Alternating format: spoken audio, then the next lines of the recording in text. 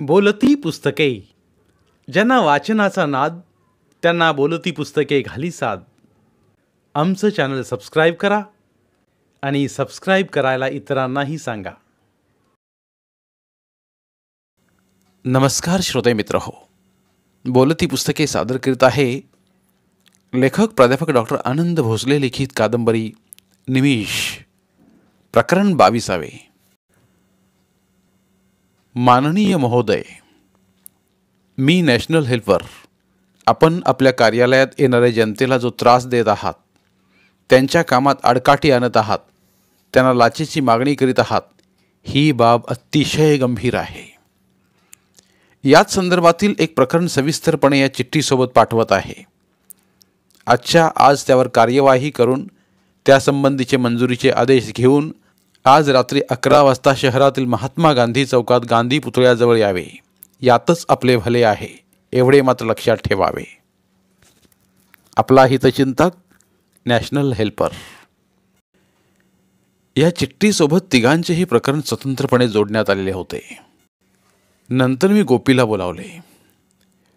गोपी, हे बघ, या तिन्ही चिठ्ठ्या, त्यावर कार्यालयाचे नाव, पत्ता व कर्मचाऱ्यांचे नाव स्पष्टपणे लिहिलेले आहे. तू त्या ठिकाणी जा, एका पुष्पगुच्छात ही चिठ्ठी ठेव व ते पुष्पगुच्छ तेथील चपराशाला देऊन टाक. त्या संबंधित कर्मचाऱ्याचे नाव घेऊन शुभेच्छा पाठवल्या आहेत म्हणा आमच्या साहेबांनी व तात्काळ त्या कार्यालयातून निघून ये. हो हो आकाश भैया, फक्त मला ही काळजी घ्यावयाची आहे की प्रत्येक चिठ्ठी त्या संबंधित कर्मचाऱ्यापर्यंत कोणत्याही परिस्थितीत पोचलीच पाहिजे व ती चिठ्ठी मी त्यांना पोचवली आहे हे त्यांना देखील कळता कामा नये, असंच ना? गोपीनं मला प्रतिप्रश्न केला. वाह वाह गोपी, माझा वारसा तू नक्कीच चालवणार बघ. नहीं नहीं, वो आकाश भैया, कहाँ हम? नहीं बेटा गोपी, तुझमें भी है बहुत दम. चल जा लवकर. ते कर्मचारी व अधिकारी त्यांच्या कार्यालयात पोचण्यापूर्वी आपण हा पुष्पगुच्छ त्याच्या टेबलावर पोचलाच पाहिजे. बेस्ट ऑफ लक, मी म्हणालो. हो भैया, काळजी करूच नका, काम झालंच म्हणून समजा. गोपी चिठ्ठ्या घेऊन गेल्यानंतर मी शील वाजवत बाथरूमकडे आंघोळी करता निघून गेलो. माझ्या डोळ्यांसमोर दिसत होतं मिशन बहादूर सिंग मेहरा, रामभाऊ शितमारे, अंबुबाई डोईफोडे. रात्री साधारणतः 9:30 वाजता मी मायबोली चॅनलचे एडिटर चीफ कारखानीत काकांना फोन केला. हॅलो कारखानीत साहेब. हो बोलतोय, आपण कोण? मी कोण बोलतोय हे महत्त्वाचं नाही कारखानीत साहेब, फक्त काय सांगतोय हे खूप महत्त्वाचं आहे. मी समजलो नाही. कारखानी साहेबांचा काळजीचा स्वर. समजून घेऊ पण नका. आपल्या चॅनलच्या पत्रकार स्वरा चिखलीकरांना सांगा की आज रात्री 11 वाजता शहरातील महात्मा गांधी चौकात या म्हणावं. बहादूरसिंग मेहरा, रामभाऊ शितमारे, अंबुबाई डोईफोडे यांना आज तेथे न्याय मिळणार आहे. ती स्टोरी कव्हर करण्यासाठी या म्हणावं. हो सांगतो, पण ते बोलत असतानाच मी फोन बंद केला व अनुक्रमे बहादूरसिंग मेहरा, रामभाऊ शितमारे, अंबुबाई डोईफोडे यांना सुद्धा फोन करून रात्री 11 वाजता महात्मा गांधी चौकात न चुकता येण्यास सांगितले. तेव्हा त्या सर्वांनी विचारले, आपण कोण बोलताय? तेव्हा मी सांगितले, नॅशनल हेल्पर. कारण दुपारी 12 वाजताच गोपीने त्याच्यावर सोपवलेली कामगिरी फत्ते केल्याचे मला सांगितले होते. आता हे सर्व अधिकारी कर्मचारी त्यांच्या कार्यालयाचा मंजुरीचा आदेश घेऊनच रात्री 11 वाजता गांधी चौकात येणार याबाबत मला पूर्णपणे खात्री होती.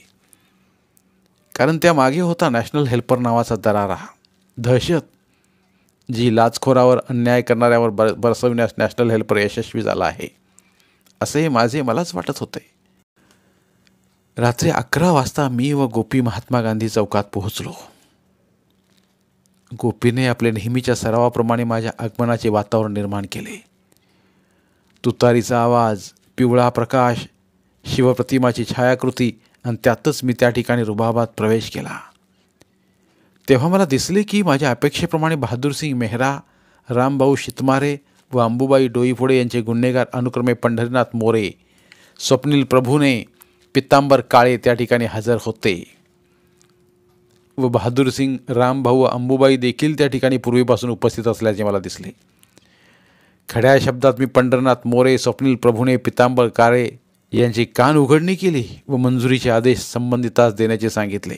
तसे तिघेही कर्मचारी अधिकारी यांनी बहादूरसिंग, रामभाऊ व अंबुबाई यांच्यापुढे अक्षरशः मान झुकवीत माफी मागितली व त्यांना मंजुरीचा आदेश दिला व सरते शेवटी माझी पण माफी मागून भविष्यात कोणालाही त्रास देणार नाही असे वचन देऊन अंधारात पसार झाले. बहादूरसिंग, रामभाऊ व अंबुबाई यांच्या डोळ्यात आता आनंदाश्रू होते. त्यांनी थरथरत्या हाताने मंजुरी आदेश स्वतःजवळ ठेवत माझ्याकडे बघत हात जोडले व मी त्यांना नमस्कार केला. त्यावर बहादूरसिंग म्हणाले, बेटा, देश को खतरा बाहरी दुश्मनों से नहीं बल्कि अंदरूनी ऐसे गद्दारों से ही है. हम तेरा ये एहसान कभी नहीं भूलेंगे. त्यावर मी म्हणालो, हाँ सरदार जी, बॉर्डर के बाहर शत्रु हमें खुली आंखों से देखता है, किंतु अंदरूनी शत्रु देखने के लिए आंखें बंद करनी पड़ती है, क्योंकि बंद आंखें यह नहीं देखती कौन अपना है कौन पराया है. फिर इंसाफ करना आसान होता है. बिल्कुल सही कहा बेटा तूने. सरदार जी, मेरा एहसान वगैरह कुछ नहीं है आप लोगों पर. मैंने तो सिर्फ मेरा फर्ज अदा किया है. सर्वजण माझे आभार व्यक्त करून तिथून निघून गेले. तेव्हा माझ्या लक्षात आले, स्वरा मॅडम आपल्या कॅमेरामन राजूसह बऱ्याच वेळापासून तिथेच होत्या व सर्व घटनाक्रमाचे चित्रण त्या पद्धतशीरपणे करीत होत्या. इतक्या रात्री शेवटी स्वरा माझ्या विनंतीला मान देऊन आली होती. याचंच मला खूप कौतुक वाटलं. तेव्हाच एक अतिशय हृदयस्पर्शी प्रसंग त्या ठिकाणी घडला. दोन्ही डोळ्यांनी आंधळा असलेला एक भिकारी त्या ठिकाणी आला. साठीतला म्हातारा दिसत होता. पांढरी शुभ्र दाढी, पांढरे शुभ्र केस, अंगात मळकट झाले कुबट वास येणारे फाटके कपडे. टाळ्या वाजवीत माझ्याजवळ आला. माझ्या डोक्यावरून हात फिरवीत म्हणाला, बाबा, तू कोण आहेस माहीत नाही, पण म्या मगापासून तुझं बोलणं ऐकत होतो. डोळ्यानं तर काही दिसत नाही बाबा मले, पण मले तुझ्यात आज पंढरीचा विठोबा दिसला. तुले गरिबाची कदर आहे बाबा. श्रीमंताचा माज उतरविला. तू तो नॅशनल हेल्पर तूच आहे का बाबा? या पैसे खाणाऱ्या लोकायले चांगला धडा शिकवला आहेस तू. जय हो, जय जय बाबा. अरे, मागच्या 50 वर्षापासून मी फक्त घोषणाच ऐकत आहे वेगवेगळ्या. आम्ही हे करू, आम्ही ते करू, पण सत्य काय आहे, माया बाप भी भिकारी होता, म्या भी भिकारी आहे, आणि माझ्या पोट्टे भी भिकारीच होणार. जय हो, जय हो. टाळ्या वाजवी तो आंधळा भिकारी त्या काळ्या कुट्टा अंधारात लुप्त झाला. तशी स्वरा माझ्या दिशेने येऊ लागल्याचं गोपीनं मला सांगितलं. तसा मी व गोपी चपळाईने अंधारात लुप्त झालो. स्वरा व तिचा कॅमेरामन राजू हताशपणे आम्ही आलेल्या वाटेकडे बघत असल्याचे मला दिसले. बहुधा आजही तिची माझी मुलाखत घेण्याची इच्छा अपुरी राहिल्याचे मला वाटत होते, कारण स्वराचा कॅमेरामन तसे काही बोलत असल्याचा भास मला झालेला होता. पण अजूनही मला त्या ठिकाणी भास होत होता. महात्मा गांधीचा त्या ठिकाणी असलेला पुतळा जणू सजीव झाला होता आणि त्यांच्या हातातील काठी लाचखोरी करणाऱ्या त्या बेमुरवतखोर अधिकारी कर्मचाऱ्यांच्या पाठीवर पडल्याचा भास मला वारंवार होत होता. आज 3 जानेवारी, स्वराचा वाढदिवस. काय कोणास ठाऊक, पण स्वराबद्दल माझ्या मनात एक आकर्षण निर्माण झालं होतं. तिचा निडर स्वभाव मला भावला होता. मला तिच्या बाह्य सौंदर्यापेक्षा तिचे विचार सौंदर्य जास्त आवडलं होतं. पत्रकारितेत तिचं असलेलं समर्पण, निष्ठा मला भारीच आवडली होती. नॅशनल हेल्पर हे माझंच दुसरं रूप होतं. एक आदर्श दुसऱ्याला ठेवू वाटणारा, पण आकाश हे माझं मूळ स्वरूप होतं. ते अत्यंत साधं होतं, लाघवी होतं, लाजरं बुजरं होतं, पवित्र पारदर्शी होतं. त्यात कुठेही भेदभाव नव्हता. पण हे वेडं मन स्वरावर कधी प्रेम करू लागलं हे माझं मलाच कळलं नव्हतं. खरंच प्रेम नावाची कुठली भावना असते का? ही एक जादू आहे की सोबत सातत्याने जोडणारी आठवणीची साखळी आहे? प्रेम समुद्रासारखे विशाल आहे की पर्वतरांगासारख्या त्यातही सुखदुःखरूपी अजस्र दऱ्याखोऱ्या आहेत? पवित्र बंधनाचं नाव प्रेम आहे की तळमळणाऱ्या जीवाला संजीवनी देणाऱ्याचं नाव प्रेम आहे? यातलं मला काहीच कळत नव्हतं. एक मात्र खरं की जेव्हा जेव्हा स्वरा माझ्यासमोर येई तेव्हा तेव्हा माझ्या जवळील शब्द संपून जात. मनात गोंधळ उडे, छातीत धडधड सुरू होई, अंगात थरकाप सुटे. मनात बोलायचे काही असे पण प्रत्यक्षात ओठावर भलतेच शब्द येत. माझा वेंधळेपणा पाहून ती माझ्याबद्दल काय विचार करत असेल याचा विचार मी करीत असे. नॅशनल हेल्परच्या रूपात मला सांसारिक बंधने नव्हती.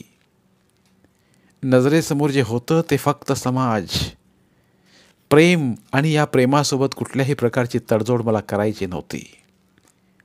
पण येथे आकाश म्हणून स्वराशी बोलण्याची एकही संधी सुटू नये असंच माझ्या वेड्या मनाला वाटत होतं.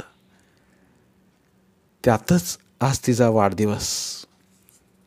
आपण तिला विश करावं या कल्पनेने प्रेरित होऊन अनाथालयाच्या अंगणातील गुलाबाचे एक फूल घेऊन सकाळीच मी ती नेहमी येत असल्या श्रीकृष्णाच्या मंदिरात आलो व तिची वाट पाहू लागलो. माझ्या अपेक्षेप्रमाणे स्वरा आली. निळसर आकाशी रंगाचा पंजाबी ड्रेस तिने परिधान केलेला होता. हातात पूजेसाठी काही फुले दिसत होती. कपाळावर टिळा दिसत होता. वाढदिवस असल्याबद्दल तिचं घरी कोणीतरी औक्षण केलेलं असावं. मी या विचारात असतानाच ती माझ्यासमोर आली व डोळे मिटून देवाजवळ प्रार्थना करू लागली. बहुधा तिने मला बघितलं नसावं, हीच सुवर्ण संधी आहे विश करण्यासाठी, म्हणून मी पुढे सरसावलो व बोलण्याचा प्रयत्न करू लागलो.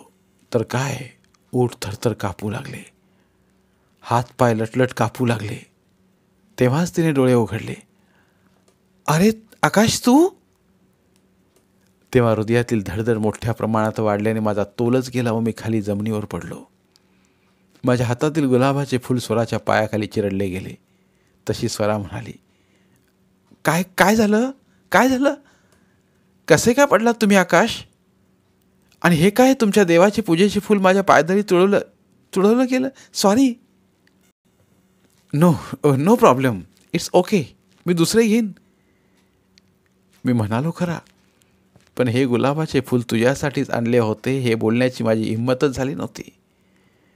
तेव्हाच माझी नजर मंदिरात बाहेरून चवताळून येणाऱ्या मधमाशांच्या घोळक्यांकडे गेली. त्या मधमाशांचा रोग स्वराकडेच होता. मी तात्काळ वाघाच्या चपळाईने स्वराला माझ्या कुशीत घेतले व जमिनीवर झोपलो. तेवढ्यात मधमाशांचा घोळकावरून उडत मंदिराच्या बाहेर निघून गेला होता. क्षणापूर्वीची माझ्या देहात निर्माण झालेली कमजोरी, हातापायांची लटलट गायब होऊन त्या ठिकाणी विरश्री संचारली होती. माझ्या या बदललेल्या रूपाकडे स्वरा अवाक होऊन बघत होती. नंतर तिच्यावर होणारा मधमाशांचा संभाव्य हल्ला तिच्या लक्षात आला. मी तिला त्यातून वाचविल्याबद्दल मग तिने माझे आभार मानले व तिथून निघून गेली. मी तिच्या पाठमोऱ्या लोभसवाण्या आकृतीकडे बघतच बसलो. आज पुन्हा एकदा माझं तिच्यावर प्रेम व्यक्त करण्याची संधी मी गमावली होती. पण आजच्या तिच्या वाढदिवशी आपण प्रेम व्यक्त करायचेच हा हट्ट निश्चित करून मी पुन्हा तिला फोन लावला व बहुधा ती ऑफिसमध्ये होती. हॅलो, पलीकडून स्वराज बोलत होती. मला काय बोलावं सुचेना. आत्तापर्यंत कुण्याही स्त्रीबद्दल, मुलीबद्दल ही भावना कधीच निर्माण झालेली नव्हती. काय बोलावं आणि कसं बोलावं याचं धाडच निर्माण होत नव्हतं मला. पलीकडून स्वराने हॅलो हॅलो म्हणत माझ्या उत्तराची वाट बघितली व फोन कट केला. मी पुन्हा फोन लावला. आता मात्र स्वरा जाम चिडली होती. म्हणत होती, बोलायचे नाही तर फोन करता कशाला? का म्हणून माझा मानसिक छळ करीत आहात? लवकर नाव सांगा, नाही तर तुमच्या फोन नंबरची पोलीसमध्ये तक्रार करते. तेव्हा मला कंठच फुटला. पोलीस? नाही स्वरा, मी आकाश पुंडलिक. आज तुमचा वाढदिवस आहे ना? हो, मग? स्वराचा रुक्ष प्रतिप्रश्न. नाही, एक मित्र म्हणून तुम्हाला विश करायचं होतं. तुम्ही आणि मित्र? कधीपासून आपण मित्र झालो? स्वरा पुन्हा चिडलेली दिसत होती. नाही नाही, तसं नाही. रागावू नका. तुम्ही माझे मित्र नाही. कोणतेही नाते तुम्ही लावू नका. मला तुमच्याशी मैत्री करायची नाही. स्वरा संतापाने म्हणाली. नका करू मैत्री. तुम्ही पण एक सामान्य मनुष्य म्हणून माझ्या वाढदिवसाच्या शुभेच्छा तर घ्या. मी अक्षरशः गयावया करीत म्हणालो. त्यावर ती म्हणाली, ठीक आहे, थँक्यू. असे म्हणून तिने फोन बंद केला. बहुधा तो टेबलावर आदळलाच असावा. माझ्याविषयी तिच्या मनामध्ये अतिशय तिरस्कार असल्याचे मला आता दिसून आले होते. माझ्या जीवनाचे मिशन आता प्रेम नसून नॅशनल हेल्परचेच कार्य आहे असे देवानेही जणू माझे फूल तिच्या पायदळी तुडवून सांगितले की काय, असंच मला आता वाटू लागलं होतं. माझ्या आयुष्यात कोणाचेच फारसे प्रेम माझ्या वाट्याला आले नव्हते. आईवडिलांचे प्रेम माझ्या चुलत मावस भाऊ बहिणीकडे जास्त होतं. माझ्या वाट्याला असूनही नसल्यासारखं ते आले होतं. मित्रही फारसे कधीच नव्हते. त्यांच्या प्रेमालाही मी पारखा झालो होतो. किंबहुना जीवनाच्या संघर्षाच्या वाटेवर प्रेम नावाचे स्टेशन मला लागलंच नव्हतं. विसावा कुठेच नव्हता. एक वृक्ष वाळवंट होतं माझं जीवन. फक्त रखरखत्या उन्हात चालत राहणं, ते चटके पायाला देत राहणं. सर्वत्र पाणी असल्याचा, मृगजळ असल्याचा भास व्हायचा, पण जवळ गेलं तर त्या ठिकाणी पसरलेली असायची फक्त वाळवंटातली वाळू. एक जबाबदारी संपली की दुसरी जबाबदारी सुरू झाली होती.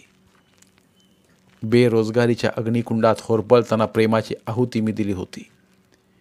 कॉलेजमध्येही मी कोणत्याही मुलीशी कधीच बोललो नव्हतो, कारण त्या दृष्टिकोनातून कुणाला बघण्याचाही वेळ मला कधीच मिळालेला नव्हता. वाळवंटासारख्या वृक्ष आयुष्यात बहुधा मला कधीच प्रेम मिळणार नव्हते, असंच मला आता वाटू लागलं होतं. मग मी निश्चय केला, आता आपल्या जीवनात एकच ध्येय आहे, ते म्हणजे mission national helper. Mission national helper. साधारणतः रात्री 10:30 वाजता माझा फोन वाजला. हॅलो, मी म्हणालो.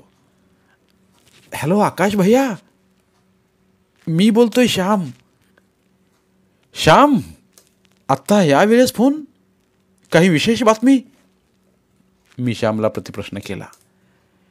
श्याम हा एक खूपच हुशार पोरगा होता. त्याची चहाची टपरी होती. अरविंद धोपे ॲडिशनल SP यांच्या घरासमोर. त्याची चहाची टपरी असल्याने त्याची आणि माझी चांगली गट्टी जमली होती. मी श्यामला ॲडिशनल SP अरविंदराव धोपे यांच्या बंगल्यावर करडी नजर ठेवायला सांगितले होते. त्याच्या टपरीवर येणारी मंडळी हमखास चहा प्यायची. त्यांच्या गप्पांमधून अरविंद धोपेचे एखादे कटकारस्थान उघड होण्याची शक्यता होती. म्हणून मी श्यामकडे आवर्जून जायचो. त्याला 200-500 रुपये द्यायचो, कारण काही हाती लागले का याची चौकशीही करायचो. हा माझा उद्योग मागील 7-8 महिन्यांपासून सुरू होता. पण अजून तरी माझ्या हाताला म्हणजेच श्यामलाही काहीच सुगावा लागलेला नव्हता. पण आम्ही दोघेही, मी व श्याम, अजूनही निराश झालेलो नव्हतो.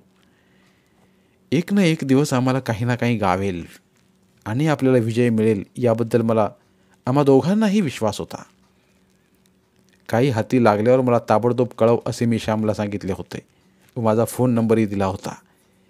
या पार्श्वभूमीवर आता श्यामचा आजचा मला आलेला फोन खूपच महत्त्वाचा वाटत होता. बोल श्याम, काय म्हणतोस? माझी उत्सुकता आता शिगेला पोचली होती. आकाश भैया, उद्या संध्याकाळी अरविंद धोपे साहेबांच्या बंगल्यावर मोठी मीटिंग होणार आहे. तेथे सगळे ब्लॅक मार्केटमध्ये काम करणारे लोक जमणार आहेत. पैशांची देवाणघेवाण मोठ्या प्रमाणावर होणार आहे. त्यांचे सर्व पंटर्स आज माझ्या दुकानावर आले होते. त्यांच्या चर्चेतून मला हे समजले आहे. हो, पण हे होईलच कशावरून? मी शंका काढली. आकाश भैया, या सर्व पंटरलाच अरविंद धोपेंनी बोलवलं होतं. सर्वांच्या मालकांना उद्या पैसे घेऊन येण्याचं सांगितलं आहे.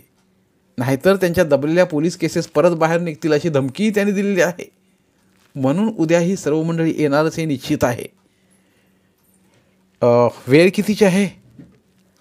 रात्री 11 वाजताची आहे. आकाश भैया, अजून काही या संदर्भात कळालं तर करतो मी फोन तुम्हाला. श्याम विजयी आवाजात म्हणाला. वाह वाह श्याम, आज तू खूपच चांगली कामगिरी पार पाडलीस. या गोष्टीचे मी तुला चांगले बक्षीस देईन. मात्र या गोष्टीची वाच्यता कुठेच करू नकोस. आणि आणखी काही कानावर पडलं तर मला ताबडतोब सांग. हो नक्कीच आकाश भैया, थँक्यू. असं म्हणत श्यामने फोन खाली ठेवला. मी मोबाईल खाली ठेवला, पण माझे विचारचक्र गतीने फिरू लागले होते. अरविंद धोपेला रंगेहात SP बाळस्वामीच्या हातून कसे पकडून द्यायचे याची योजना माझ्या डोक्यात आकार घेऊ लागली होती.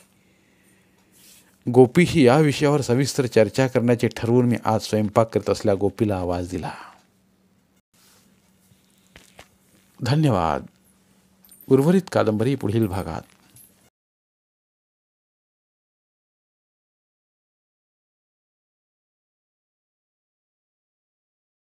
धन्यवाद.